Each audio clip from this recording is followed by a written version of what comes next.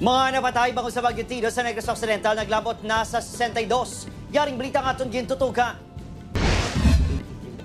Pagpanghangkat suna sa Office of Civil Defense Negros Island Region ang ginapatigayon ng retrieval operations. Ining assessments ang hensya sa pilakadlaw na nga pagpangita sa mga gindeklarar missing sa probinsya. Isa sa mga ginalantaw rason among transportasyon bangod madamo pa nga mga dalanon ang hindi magyan.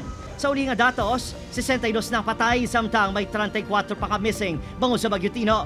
Very wide ang scope sa ang lugar nga naapektuhan. Even ang sa Canlaon City, diri pa sa Dalom, sa Moises Padilla pa ng pangitan. Lakip sa mga missing ang mga himata ni JR sa Lakasiliana matapos maanod sa baha sa paglaslas ng Baguio Tino. 7 pa ka miyembro sa iyang pamilya, lakip ang iailoy kang manghod ang padayon niya ginapangita. Wala kuno ini, nagakadulaan sa paglaom nga makita pa sila. Matani, pakita ka na lang, pakita na kamo.